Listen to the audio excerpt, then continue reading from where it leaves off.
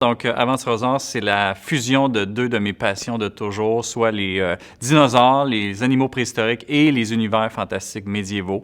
Donc, on suit l'histoire de Rex, qui est un jeune dinosaure qui rêve d'être aventurier. Et suite à un événement tragique dans son village, le village de Crétencia, il part dans une quête fantastique à la recherche de ses origines. Heureusement, il va être épaulé par ses amis Gogo et Patchy. Il va voyager aux quatre coins du grand royaume de Mésoïque. Et donc, si vous aimez les récits d'aventure, le fantastique et les dinosaures, il y a des bonnes chances que vous aimiez cette histoire-là qui parle beaucoup d'amitié, de famille, de solidarité. Alors, dans le tome 3, l'oracle de Triasio, le quatuor est fragmenté suite à la grande bataille dans le désert de Titanos. Donc, Gogo et Patchy sont prisonniers dans les quartiers du général Hank. Cory erre dans un village près de la mer.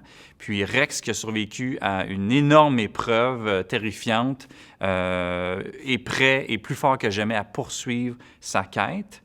Donc la recherche de ses origines, et ils vont arriver au village de Triasio pour chercher l'oracle qui aurait des réponses pour les guider dans leur quête. Donc c'est vraiment un moment important dans l'histoire, beaucoup d'action, beaucoup d'émotions, et c'est aussi le début de pouvoirs et de sortilèges magiques. Donc l'inspiration de ce projet-là, c'est vraiment le plaisir de dessiner des dinosaures qui vivent des aventures, qui ont des épées, par exemple.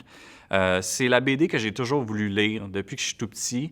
Je me suis dit, je la trouve nulle part, donc je pense que je suis rendu là, je vais la réaliser. Donc c'est par pure passion des dinosaures et des univers fantastiques. Je suis un grand lecteur de BD, tous les genres, tous les styles, de toutes les origines. Pour moi, c'est une source infinie d'inspiration puis de réflexion.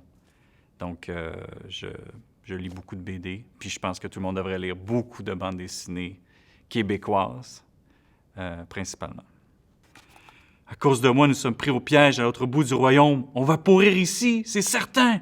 Eh oh, du calme, c'est pas de ta faute. Ressaisis-toi, il doit bien y avoir un moyen de sortir d'ici.